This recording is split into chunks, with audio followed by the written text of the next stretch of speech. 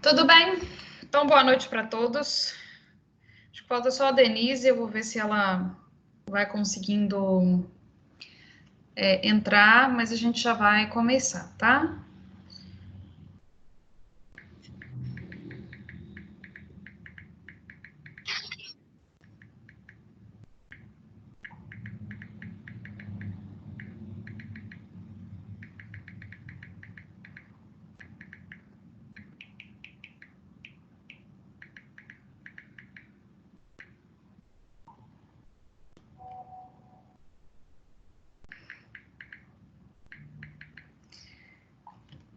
Vamos começar e a Denise vai entrando quando ela puder. Na verdade, acho que o problema dela tá com a internet lá da casa dela, que não tá lá grandes coisas muito boas, né?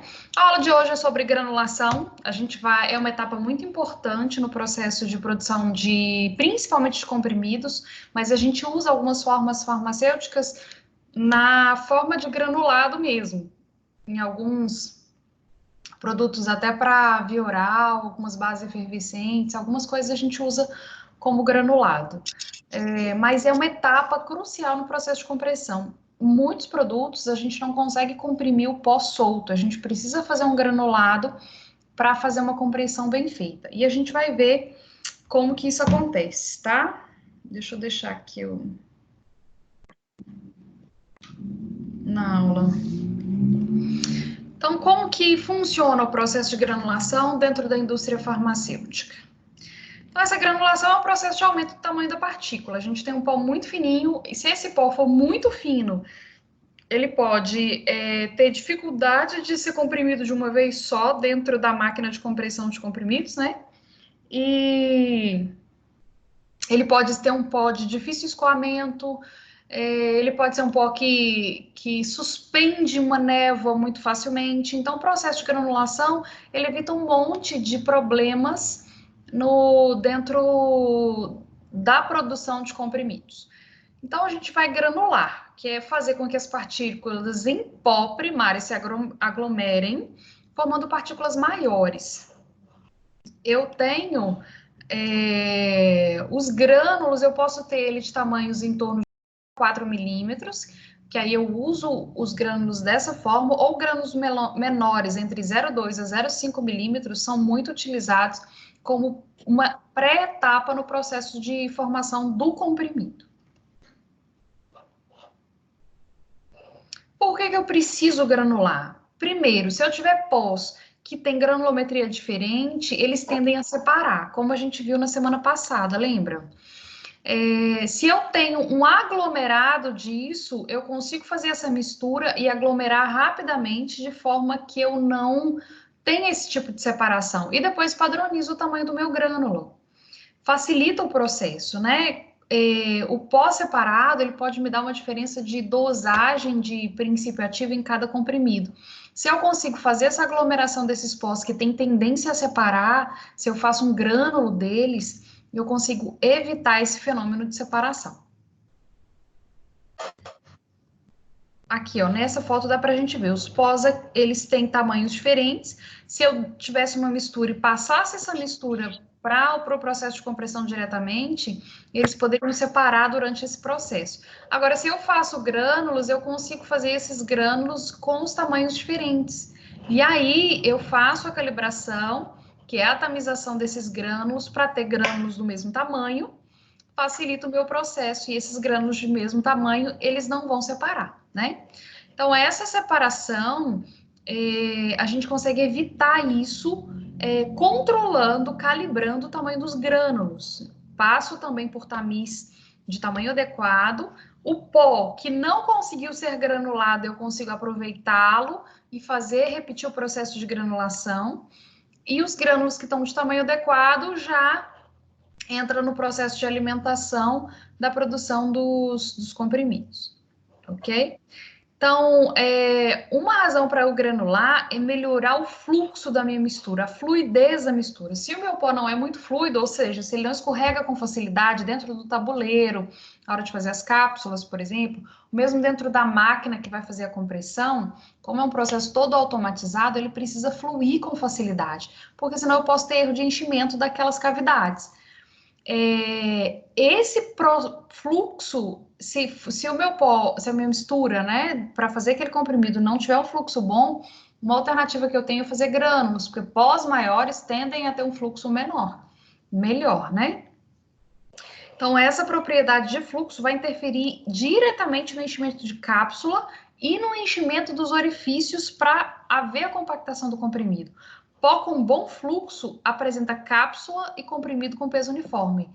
E uniformidade de conteúdo. Se eu tenho fluxo ruim, pode ser que uns orifícios fiquem mais cheios do que outros, e aí eu tenho problema de dosagem, ok? Então, pó coeso, com fluxo muito irregular, ele pode aderir e dificultar o processo de escoamento dentro do tabuleiro ou nas cavidades. E isso é ruim, pode me dar diferença de dosagem, diferença de peso de comprimido também, né?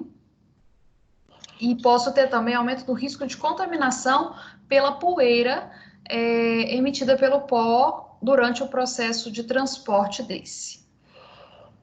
O escoamento também, a gente pode ter alguma dificuldade de escoamento dentro do orifício se o pó for muito fino e de baixo fluxo.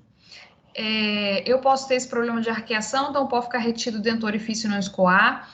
Posso formar bolhas de ar no meio do pó, porque esse pó adere com facilidade, faz essa coesão ao lado aqui do orifício. Posso ter a agregação desse pó nas laterais, de onde eu preciso fazer o pó escoar, e posso ter a separação, partículas mais finas, né? Ficando mais em algumas regiões, diferentes das partículas mais grossas. Pós maiores que 250 micrômetros têm um fluxo mais livre, eles escoam com mais facilidade no meu equipamento. Pós menores do que 100 micrômetros são coesos, eles resistem ao fluxo pela ação da gravidade. Como eles são muito finos, eles não escorrem com facilidade. Na hora de eu formar grânulo, eu melhoro esse processo. O pó coeso irregular pode dar problema na formação de comprimidos. Vocês já viram comprimidos em tecnologia 2 e tem alguns problemas clássicos, que é a formação da capa do caping, que é soltar aquela tampinha de cima do comprimido, e a laminação, que é ele quebrar-se em lâminas. Isso é por causa de ar que fica retido dentro daquele orifício. Então, o pó muito fininho, ele pode formar esse ar aqui, ó, da arqueação dentro do orifício e na hora da compressão atrapalhar o processo de coesão daquele produto. E aí eu posso ter esses problemas, né, de capeamento e de laminação dos comprimidos. Como então que eu vou avaliar o fluxo de mistura desse pó para ver se é realmente necessário fazer a granulação ou não dele? Eu tenho basicamente parece que são 3 métodos de cálculo disso. O primeiro é através do ângulo de repouso, que a gente chama de método indireto. O que significa isso? Aqui, ó, eu passo uma quantidade X de pó por um funil e o pó vai cair no formato de um cone. Quanto mais larga for a base desse cone, maior é o fluxo desse pó, não é? Mais ele escoa com facilidade. Quanto mais alto for o cume do cone, quanto mais em pezinho ele tiver, menor é o processo de fluxo desse cone. E eu consigo calcular o ângulo de repouso, eu faço medidas mesmo, eu faço medida da altura aqui desse cone, da base dele, e através dessa fórmula, tangente do ângulo é igual à altura dividido pelo raio, que vai ser a metade do diâmetro, né? O raio do cone, eu consigo saber o meu ângulo de repouso. Ângulos pequenos, ou seja, que a base, que o raio embaixo é muito grande, a altura é pequena, são dos pós que escoam com mais facilidade. Ângulos que são altos, acima de 50, são pós com baixo escoamento, com baixa fluidez. Então, o ideal é em torno de 25 graus, que esse ângulo aqui fique em torno de 25 graus. Se ele for maior que 50, eu não consigo fazer a compressão. O limite para a compressão direta do meu pó é esse ângulo ter 43 graus. Aqui é uma tabelinha falando quais são a qualidade desse escoamento, né? Então, se eu tiver um ângulo de repouso de 25 a 30 graus, o meu pó tem um fluxo excelente. De 31 a 35 ele é bom, de 36 a 40 é razoável, até 45 aceitável. Acima disso, pobre, muito pobre, extremamente pobre, eu vou precisar fazer a granulação para conseguir fazer uma boa compressão. Ok? Outra forma de calcular esse fluxo de mistura, lembra que essa mistura é o meu recipiente, é o meu fármaco, a mistura de fármacos, tudo que eu já vou levar para o equipamento para poder comprimir, tá?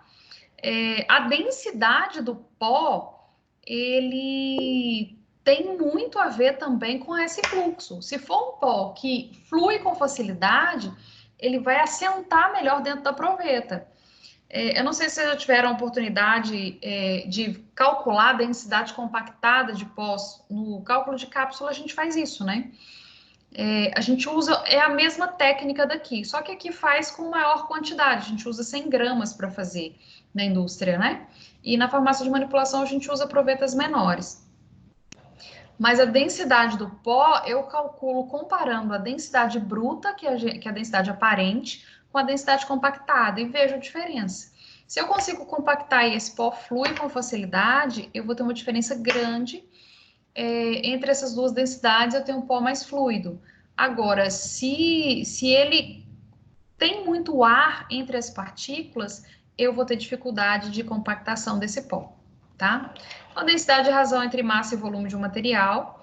Essa densidade depende dessa forma de empacotamento dessas partículas. Quando elas conseguem se empacotar, deixando pouco ar, pouco gás entre elas, isso significa que o fluxo é melhor, né? Se eu tiver muito espaço entre as partículas, ou seja, gás dentro do produto, ar dentro do produto, eu tenho um produto com menos fluidez. Então, eu posso colocar o meu pó dentro de uma vidraria que eu consiga ver o volume, dentro de uma proveta, por exemplo, né? E como que eu faço isso? Eu calculo primeiro a densidade bruta ou densidade aparente. Eu passo o pó pelo tamiz para que eu garanta que ele está mais ou menos do mesmo tamanho, que não tem aglomerados, né? Que ele está todo soltinho. Depois disso, e aí recomenda-se um tamiz de 1 milímetro de malha 18 mesh. Uma proveta de 250 ml, graduada de 2 em 2 ml, eu vou colocar 100 gramas da amostra. Não compacto, eu só coloco a amostra lá e vejo. Não é recomendado a gente usar menos que 50% do volume da proveta e também ela não pode estar muito cheia, para não comprometer o resultado, né? Depois que eu colocar o pó lá de maneira cuidadosa, eu vou ver o volume que o pó ocupa e calcular a densidade. Densidade igual a massa que eu pesei foi 100 gramas, e o volume que eu vi na proveta. Faço isso 3 vezes e faço a média. A densidade compactada, eu compacto ele, né? Aqui eu posso usar a densidade bruta sozinho para calcular. Então, também, aquele pó que tem uma densidade maior, ou seja, que ocupa um volume menor dentro da proveta, ele provavelmente vai ser mais fluido do que aquele que ocupa um volume muito grande. Na compactada, eu faço a mesma coisa. Eu pego uma proveta de 250 ml, coloco 100 gramas na amostra, só que eu vou compactar até volume constante.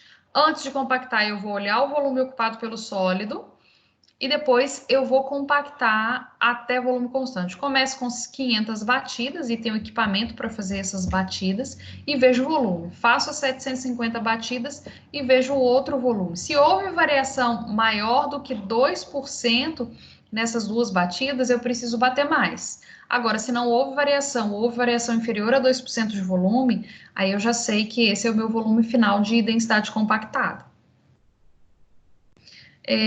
A densidade eu posso usar para calcular o fator de Hausner.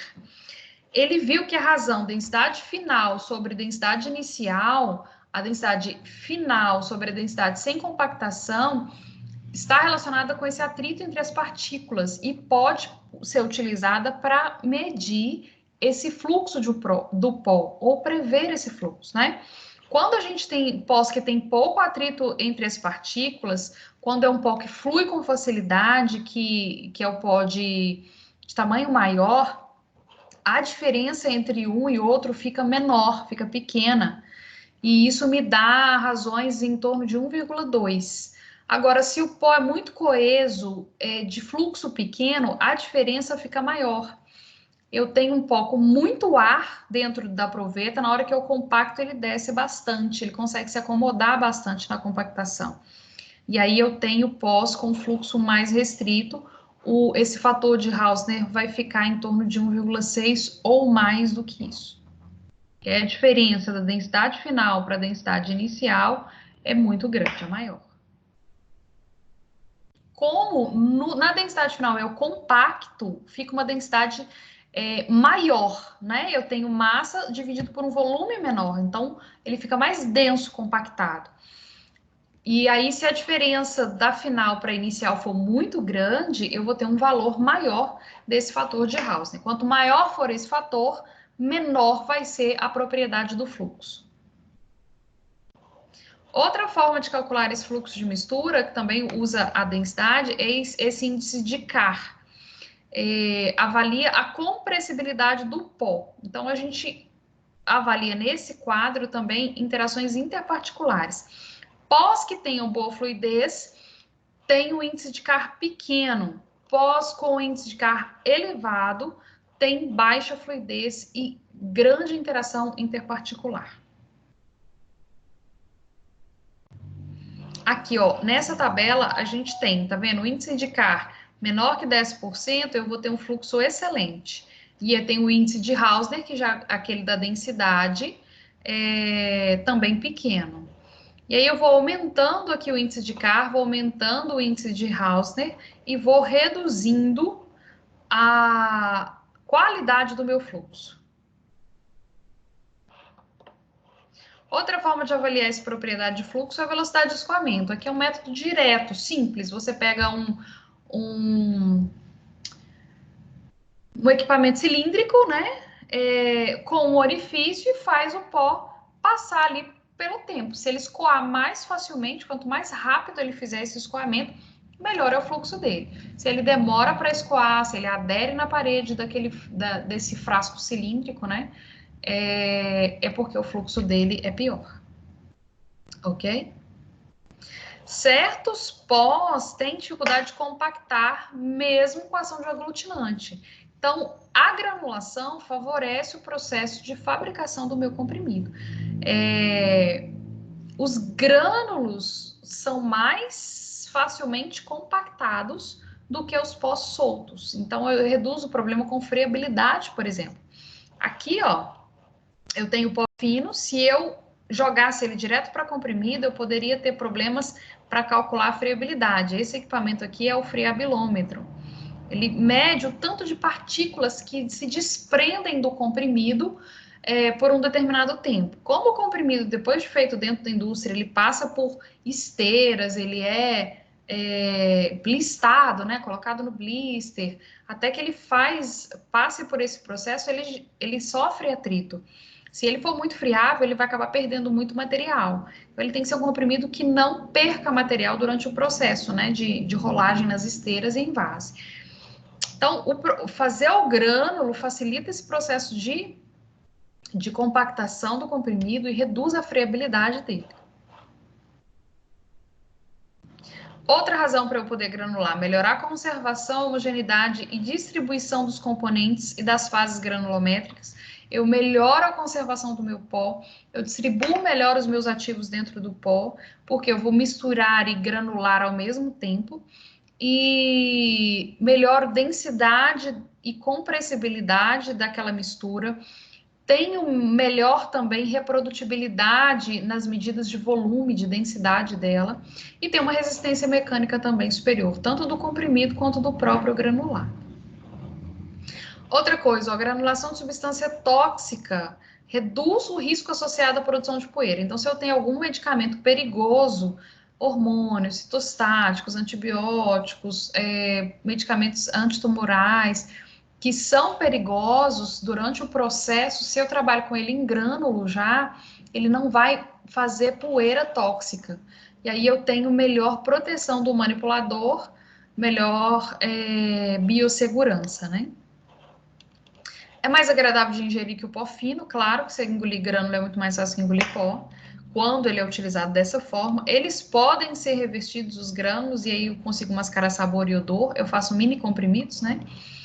E melhora a propriedade higroscópica do pó, porque o pó tem uma superfície de contato muito maior, muito mais fácil dele absorver água. Então, o grânulo reduz essa superfície de contato, ok? Um bom grânulo tem que ter forma e cor mais regular possível, estreito grau de distribuição geométrica, ou seja, ele não pode variar muito no formato dele. Quanto mais uniforme for esse formato, melhor. Não pode ter um cilindro compridinho, um pedacinho mais triangular, um com mais ponta, um com menos ponta. O ideal é que ele tenha um tamanho geométrico mais uniforme. Tem que ter boa fluidez, resistência mecânica, porque ele vai passar por esteiras, mudar de equipamentos, e isso pode fazer ele perder muito pó, né? E tem que ter umidade adequada, em torno de 0,55 a 3%. Se o meu fármaco é muito higroscópico, eu tenho que ter umidade ainda menor do que essa, né? Essa melhora de textura de superfície do meu granulado e a porosidade são muito influenciadas por equipamentos e pela metodologia utilizada no processo de granulação. Tem dois métodos de granulação: granulação via seca e granulação via úmida. Na via seca, eu não vou usar líquido, eu vou comprimir com pó seco. A úmida é a mais utilizada. Quando que eu não posso usar a úmida? Aí eu vou usar a seca. Eu não posso usar a úmida quando eu tenho ativos que são hidrolisáveis, que em presença de água ou do solvente que eu vou utilizar para fazer uma massa, né? Com o meu pó, ele vai degradar. Aí eu preciso usar a via seca. Na via úmida, então, eu vou colocar líquidos que vai favorecer essa aglomeração de partículas. Depois eu evaporo esse líquido, eu seco esse granulado. Aqui, ó. Então, eu posso ter vários métodos. Eu posso ter a mistura de pós e já levar para o granulado. Eu posso ter a mistura de pós, fazer uma massa aglomerada e depois fazer o granulado. Essas etapas podem ser tanto na via úmida quanto na via seca. Na via úmida eu faço a minha massa e já faço a granulação, e na via sólida, seca, né, eu também posso ter a mistura de pó e já granular direto. Ou eu posso fazer um grânulo maior e depois quebrar esse grânulo em pedaços menores. A gente vai ver tudo isso direitinho, tá? Pela via seca, a mistura de pó, ela é compactada em blocos maiores que depois são quebrados, né? Essa via, ela é muito útil para substância que são degradadas na presença de umidade, que sofrem hidrólise, ou que não podem ser aquecidas, porque o processo de secagem do grânulo gera aquecimento. Eu preciso aquecer para secar o meu grânulo na via úmida. Então, nesses dois casos, eu não posso pôr o líquido e eu não posso aquecer, eu uso a via seca. É uma via um pouco mais difícil de fazer, mas é interessante para esses dois casos específicos, né? Então, na via seca, eu tenho uma etapa inicial de agregação desse pó, e depois forma aglomerados grandes, né, que a gente chama de slug. Esses aglomerados grandes, depois eu vou triturá-los, eu vou fazê-los ficarem menores, tá? Eu posso fazer a compactação convencional, e aí eu tenho blocos que pressionam esse pó, como a gente faz no comprimido, só com orifícios maiores, ou eu posso ter compactação em rolo. Então, o rolo faz uma pressão grande em cima do meu pó, ele forma uma lâmina e essa lâmina depois é quebrada. Depois que eu tenho a formação desse compacto maior, esse compacto maior é triturado com uma técnica de moagem adequada ou usando também granulador rotativo, promovo a produção desse granulado. Depois eu preciso tamizar esse granulado, porque eu vou ter partículas grandes e partículas pequenas. Eu preciso pegar as partículas que são do tamanho ideal para fazer o meu comprimido. Aí, o material mais fino que não serve para o meu processo de compressão, ele pode ser reaproveitado, ele pode passar pelo equipamento de novo para a formação dos grânulos novamente. Então, essa que é a rota de produção, né? Eu peso, trituro o meu pó, tamizo, faço a minha mistura de pós, depois eu faço essa primeira compactação, depois eu faço a moagem, que a gente chama de normalização, para reduzir o tamanho do meu grânulo, tamizo, faço a lubrificação desses grânulos para depois comprimir na máquina de compressão. Aqui, ó, moagem, faço a mistura com os adjuvantes necessários, aqui eu passo pelo rolo, né? Para fazer a minha massa, para fazer o meu compacto maior, o slug. Depois aqui eu faço a trituração dele com a adição do lubrificante, passo no tamiz, mistura com lubrificante e faço o comprimido. Aqui via seco, né? Esse equipamento aqui, ó, é o que não tem o rolinho, né? Que é por compressão direta. Aqui eu tenho tipo compactador convencional e ele passa por um moinho de martelos para quebrar o tamanho desses grãos. Eu faço, por exemplo, aqui eu vou ter esse briquete aqui, que é o slug maior. Esse pedaço grande, esse bloco grande de compacto, eu passo num moinho de martelos para que ele possa ser quebrado. Ou então eu posso também, a massa seca, passar pelos rolos compressores, fazendo uma lâmina comprimida. Essa lâmina, ela é depois adicionada num outro processo, tá vendo essa maquinazinha aqui, ó? Aqui ele passa a lâmina por orifícios, ó. E esses orifícios fazem o processo de granulação menor. A gente tem uma formação de lâmina compacta, ela é muito frágil e quebradiça, reduz a flóculos facilmente, e esses flóculos vão passar por um tamiz para a gente fazer a calibração do tamanho. Olha só, compactador, aqui a gente tem os rolos, né? Aqui o moinho, o granulador giratório, rotatório, passa pela peneira. De um lado sai o grânulo que eu quero, do outro lado o pó fino. Esse pó fino volta para o equipamento, passa pelo processo de novo. Ok? Importante na granulação via seca, o fator efetor principal é a pressão. É a pressão a única coisa que vai fazer ele aglomerar. É claro que eu preciso ter aglutinante na fórmula.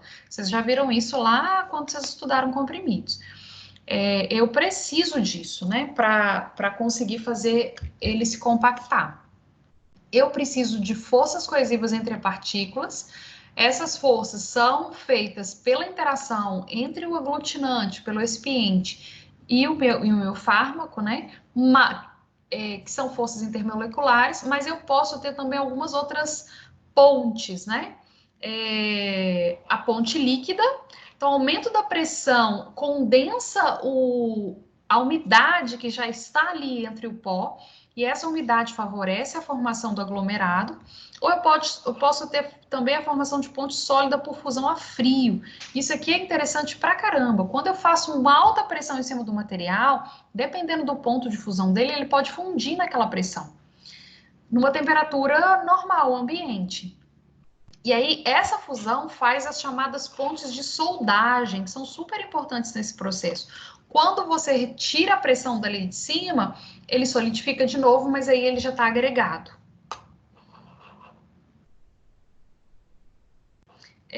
Para eu ter, então, essa coesão adequada na hora de formar esse grânulo pela granulação via seca, eu preciso ter adjuvantes primários, que são os nossos agentes aglutinantes. Aqui tem alguns exemplos deles.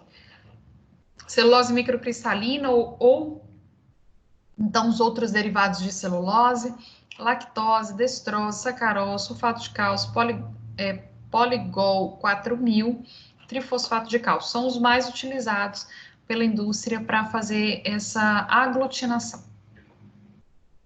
Pela via úmida, a gente tem um processo também relativamente simples. A gente tem a mistura de pós, eu coloco um líquido ali que vai fazer uma massa, e essa massa eu passo ela por orifícios para que ela fique do tamanho que eu quero. E depois eu seco esses grãos, né?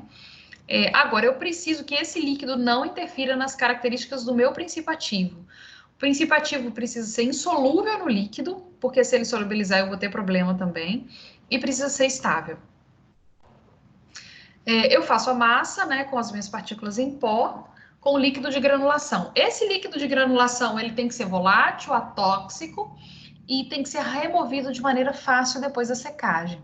Normalmente a gente usa água, etanol ou isopropanol. Podem ser combinados ou isolados. Agora, eu posso pôr o líquido sozinho, eu posso pôr o líquido associado a um aglutinante.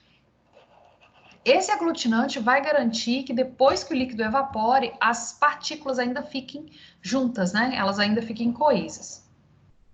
Aqui são alguns aglutinantes que a gente pode utilizar na granulação via úmida, né? Então, eu tenho amido pré-gelatinizado, eu uso água. Ele úmido, ele seco, amido normal úmido, eu também uso água. Gelatina, eu uso água. PVP, muito usado, eu posso usar água ou álcool. HPMC, que é um derivado de celulose, eu posso usar água ou álcool. Etilcelulose também eu uso água ou álcool. Além disso, a gente pode usar goma alginato, goma arábica, pectina ou dextrina. Como que eu faço isso? Eu faço, então, essa massa que é produzida pela mistura do meu solvente com aglutinante, mais a minha mistura de princípio ativo e excipientes. Eu faço isso, essa massa úmida, ainda molhada, passar por um tamiz ou um granulador de tamanho conhecido, e depois os grânulos úmidos vão para secagem. Durante o processo de secagem, a gente precisa tomar cuidado para não deixar a umidade residual. Essa umidade pode impactar na qualidade do meu grânulo e até no processo de compactação. Então, eu preciso garantir que ele realmente fique bem seco, né? Esse aglomerado de grânulos, depois que ele está seco, ele passa pelo tamiz novamente para a gente fazer a calibração. E o material fino, que com certeza vai ser produzido no processo, ele pode ser recolhido e também reaproveitado. É só acrescentar novamente o meu líquido lá, né? Dependendo do equipamento, a gente pode ter mudanças nesse processo. Eu faço a pesagem, trituro, tamizo, mistura, umecto, que aí eu vou colocar o meu líquido que vai fazer aquela massa. Essa massa é granulada, eu seco, normalizo, ou seja, calibro, e depois faço o processo de compressão. Aqui novamente, ó. Esse processo ele pode ser conduzido por um equipamento só ou por vários equipamentos. Depende do que eu escolhi para isso, né? Então, eu vou pesar, tamizar, fazer a mistura. Aqui eu vou colocar o líquido ou solução aglutinante, vou fazer a aglomeração, passa por um granulado, faz a secagem, faz a calibração e tá pronto. No processo de granulação a úmido, eu tenho algumas etapas, né? 3 etapas especificamente: a formação do núcleo, a transição e o crescimento da esfera. A formação do núcleo, ela começa com a adesão partícula a partícula. Pequenas partículas, elas já se aderem pelas forças de atração que elas têm, e a solução aglutinante favorece isso. Favorece essa aglutinação. Então, primeiro a gente tem contato e adesão partícula a partícula, que a gente chama de pontas líquidas, porque esse líquido que vai fazer a ponte partícula a partícula, ele é o meu líquido aglutinante, né? Depois, esse aglutinante vai endurecendo ou cristalizando, a gente forma as pontes sólidas, e depois a gente vai ter a formação do grânulo durante o processo de secagem, né?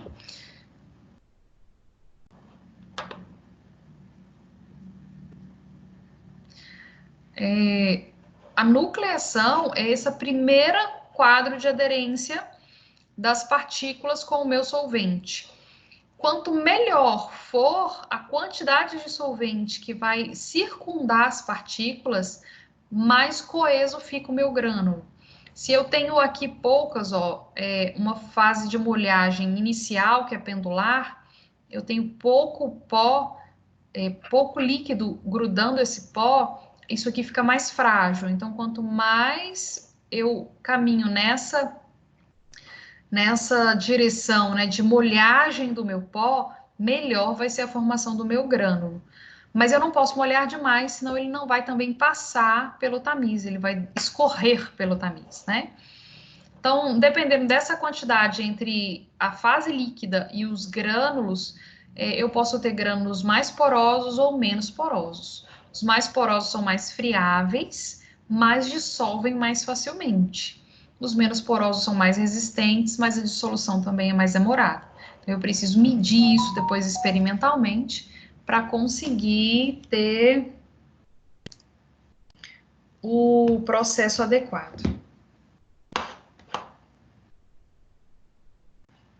Depois da formação do núcleo do grânulo, eu tenho a transição.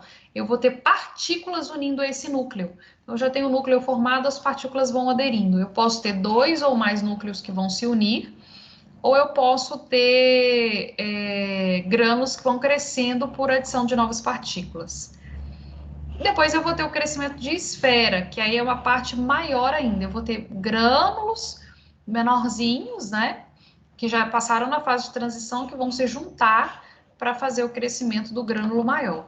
Esse é o processo que a gente chama de coalescência. Eu posso ter a quebra de grânulos durante o processo, e esses grânulos se juntam novamente. E eu posso ter transferência por abrasão.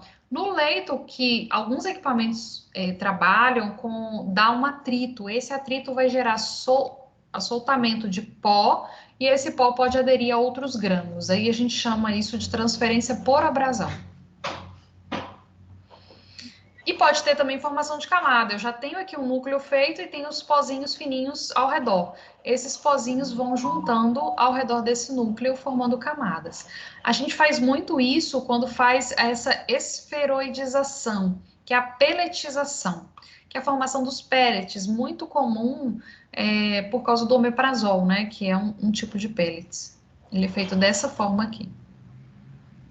Equipamentos para fazer a granulação via úmida.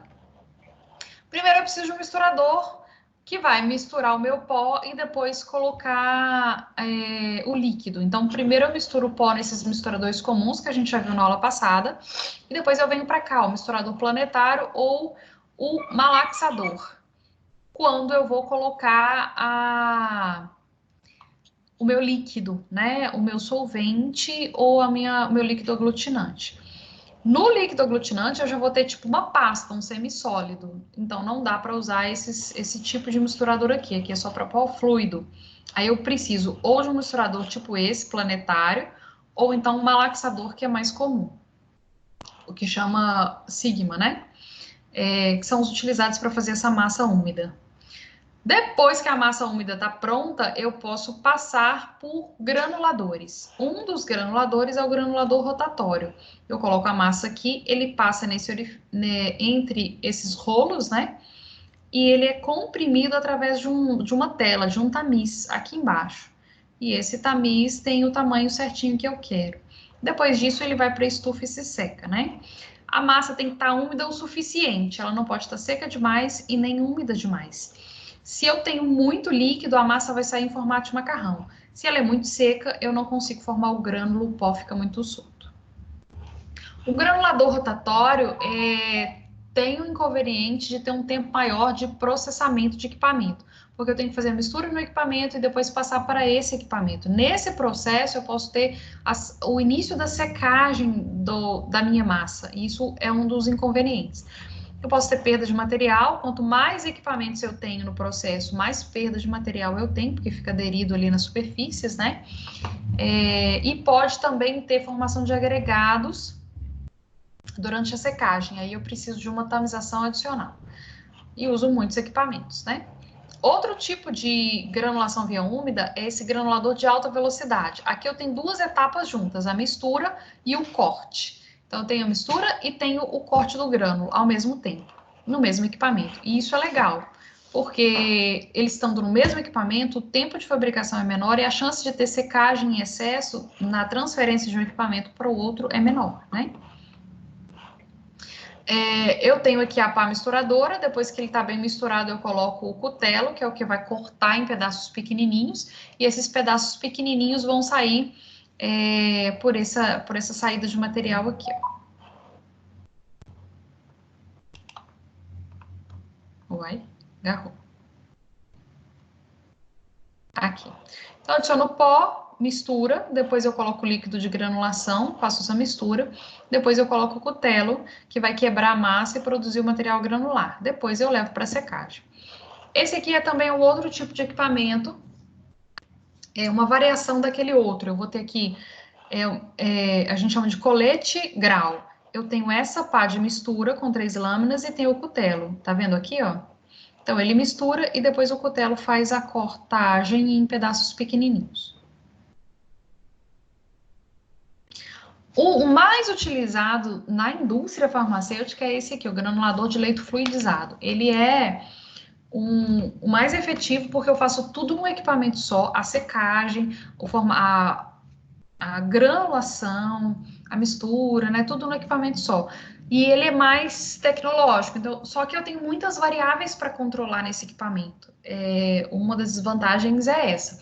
Mas eu tenho um tempo de processo menor, perda é menor, a qualidade do grânulo pode ser melhor também nesse caso, e eu evito contaminação cruzada. Então, pré-mistura, granulação com solução aglutinante e secagem do grânulo, no leito fluidizado, eu faço tudo no equipamento só. Então, basicamente, é mais ou menos isso que acontece, né? Eu tenho uma entrada de ar, aqui eu tenho a mistura de pós, então essa entrada de ar, ela já faz a mistura de pós. Quando essa mistura está adequada, eu tenho aqui, ó, esse jatinho, que é um spray atomizador. Ele pode ser por cima da massa, por baixo da massa ou do lado da massa. São as variações, né?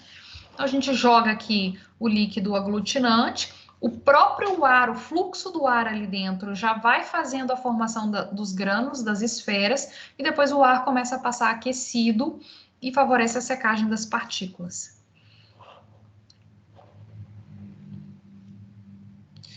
É isso mesmo.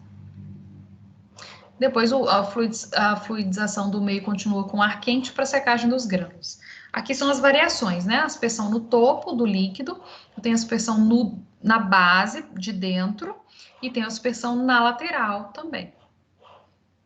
São as variações do leito do fluidizado. É um processo dinâmico, tudo é feito num equipamento só, a gente não tem perda e nem separação pelas transferências, evita contaminação cruzada e tem um processo completamente automatizado. Tem maior controle e otimização desse processo. Desvantagem desse quadro. É um equipamento caro, claro. Eu preciso de desenvolvimento e planejamento muito demorado, então eu preciso fazer cálculos bem precisos para que ele dê certo, porque eu tenho muitas variáveis. Deixa eu mostrar no próximo slide quais são elas. Tenho variáveis associadas ao processo, equipamento e ao produto. Então, ao equipamento, eu posso medir, por exemplo, eu posso variar a distribuição do ar pelo prato, a forma e corpo do granulador, a altura do bocal atomizador, que é aquele que joga o líquido, se eu vou operar por pressão positiva ou negativa, e como que eu vou fazer essa transferência de escala.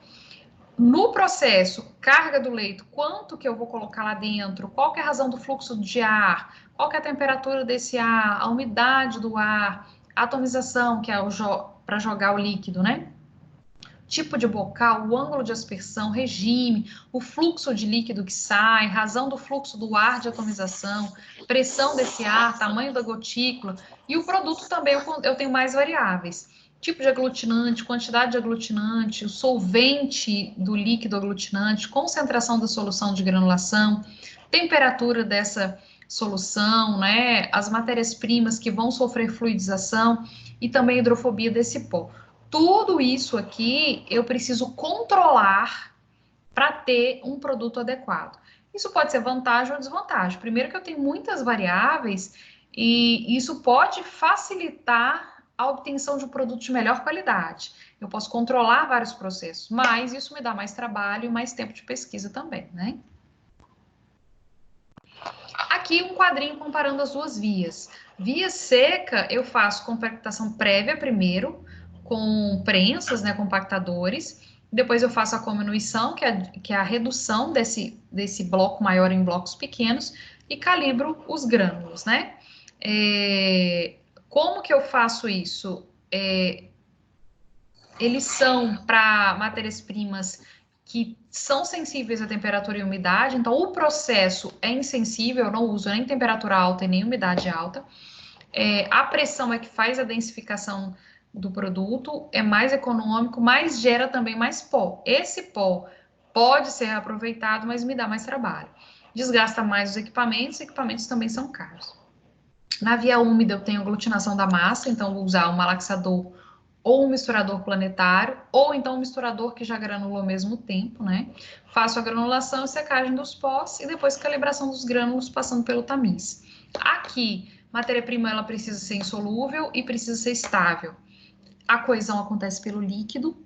Eu tenho muito mais etapas e mais equipamentos, né? E preciso controlar a umidade residual. Ok? Agora a gente entra na última parte da aula de hoje, que vai falar sobre pelletização ou esferonização, que é a produção de pellets. Eles são uma opção muito bacana para a indústria, principalmente quando o meu princípio ativo ele precisa ser revestido, ou por sensibilidade à luz, ou então por sensibilidade ao próprio líquido estomacal, né? O omeprazol, por exemplo, ele tem as duas coisas. Ele é revestido por causa da fotossensibilização que ele tem e também porque ele não pode ser inativado, ele pode ser inativado no pH estomacal. Então, essas pellets são essas unidades esféricas densas. Eu tenho aglomeração de pós finos, contendo o princípio ativo mais recipientes. Na pelletização, eu posso ter uma quantidade maior de princípio ativo do que quando eu faço um grânulo comum. No grânulo comum, eu vou precisar de mais aglutinante, mais recipiente, né? Eles também podem ser revestidos. As esferas têm ótima propriedade de escoamento, baixa friabilidade, então perde pouco pó, distribuição de tamanho muito uniforme. Eu posso colocar a liberação normal ou modificada nelas e posso colocar uma grande quantidade de princípio ativo sem ter partícula grande. Como que eu faço a esferonização? Primeiro, eu preparo a massa úmida para extrusão, né? Eu coloco mistura de pós, do mesmo jeito que eu faço a granulação via úmida.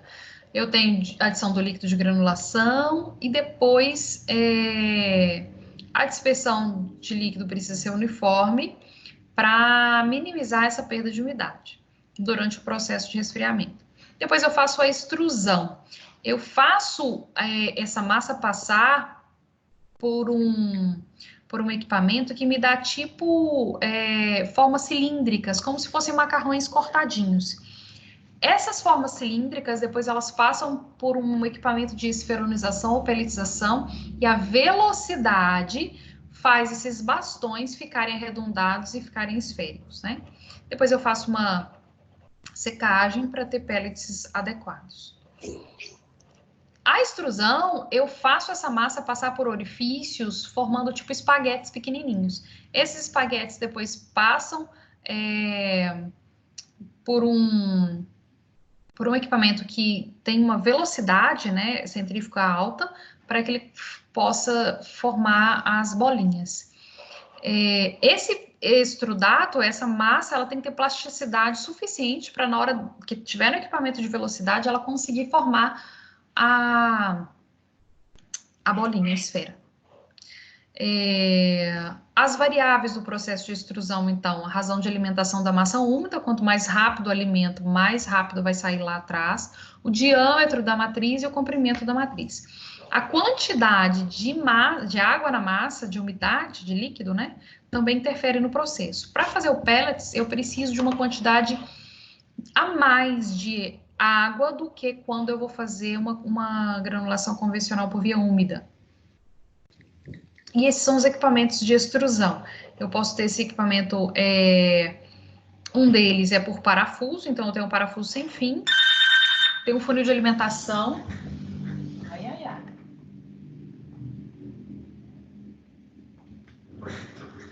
Não vou atender, não.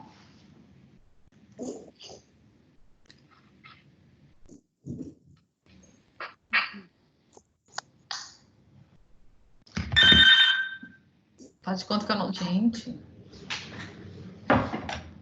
Oi. Boa noite.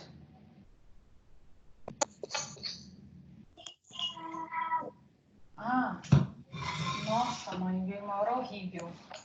É, horrível. Péssimo. Você consegue voltar amanhã? Mas você falou pra mim, vem antes das 6, tá?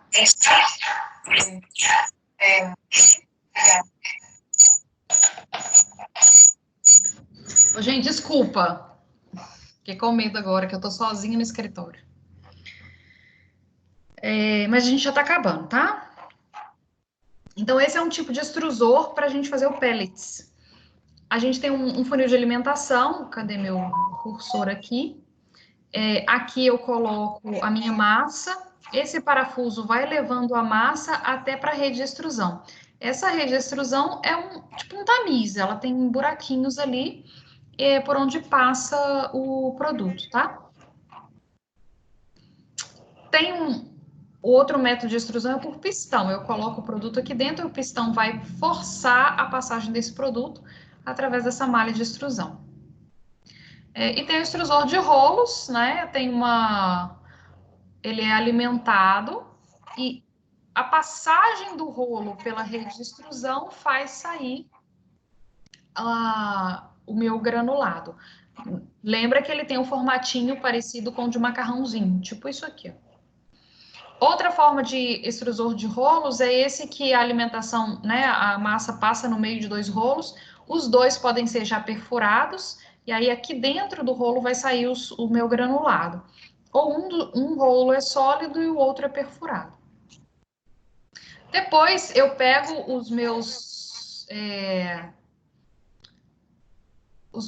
o meu extrudato, né, os meus pedacinhos, eles têm, deixa eu ver se tem uma fotinha, tá vendo aqui, ó, cilíndrico? Ele é desse jeito aqui, ó. Eu pego isso aqui e coloco nesses equipamentos. Eles vão girar com uma velocidade alta. Tá vendo que no fundo do equipamento tem uma malhazinha? Essa malha, quando o processo desse giro faz ela ficar esféricazinha e ele cabe, o pellets começa a caber nessa malha, ele vai caindo e já está pronto. Então, eu tenho essa malha, ela pode ter essas ranhuras perpendiculares ou pode ser uma ranhura radial, que é aqui, ó, nesse lugar que fica essa malha. Ele fica girando em alta velocidade e faz esse cilindro aqui e mudando a forma até ficar esférica, desse jeito. Depois, essa esfera ela pode ser revestida, tanto o revestimento de liberação modificada quanto de liberação retardada, tá? Cuidados com a esferolização. O acúmulo de umidade ou solvente na parede da câmara pode aglomerar pellets, e aí eu tenho perda de produto. Aquecimento nessa parede do tambor evita esse processo. E eu preciso também de refrigeração da parede da câmara, se eu tiver produtos termossensíveis, para resfriar o calor que é gerado durante o processo de extrusão e durante o processo de pelletização mesmo, esse processo de giro, né? Ali a gente tem atrito, pode gerar calor. Para remover essa umidade superficial da partícula, eu também posso colocar ar seco sobre a placa de esferonização. Ok? Então, aqui eu tenho os conezinhos, depois esse processo, no processo de velocidade centrífuga ali, ele vai mudando de forma até formar os esferinhos. Essas esferinhas podem ser revestidas também, né? Eu posso ter pellets revestidos e não revestidos. Eu tenho vantagens dele, eu tenho forma esférica e tamanho uniforme. Propriedade de fluxo é maravilhosa, tanto para poder comprimir depois ou para poder colocar em cápsula, né? Eu posso acondicionar em cápsulas, que fica maravilhoso, porque ele não é friável. Muita resistência, baixa friabilidade, baixa geração de pó e superfície lisa. E fácil revestimento. Eu posso colocar várias camadas de revestimento, de acordo com a minha necessidade. Ok?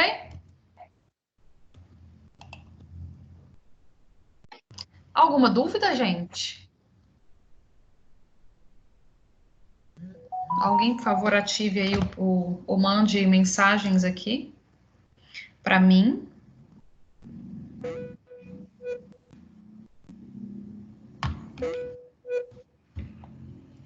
A Denise conseguiu entrar, no final a gente teve 20.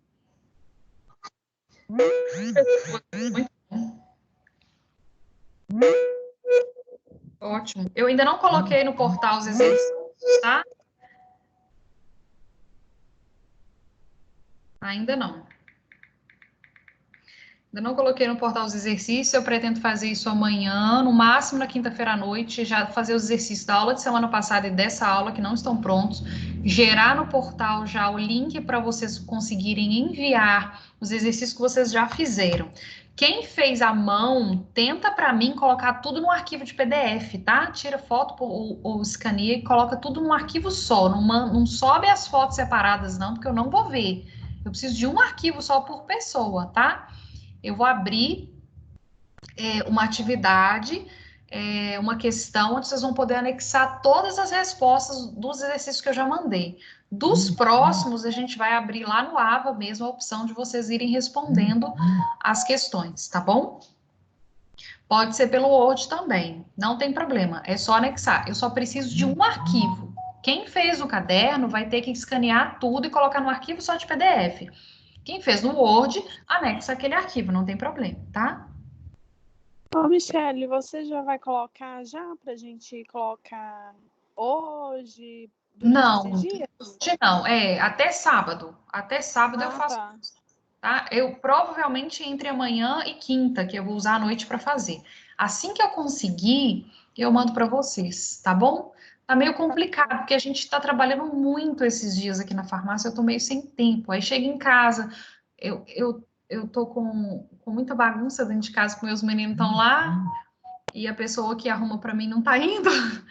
Então tá meio complicado achar esse tempo aí, tá bom? Deixa eu só parar essa gravação.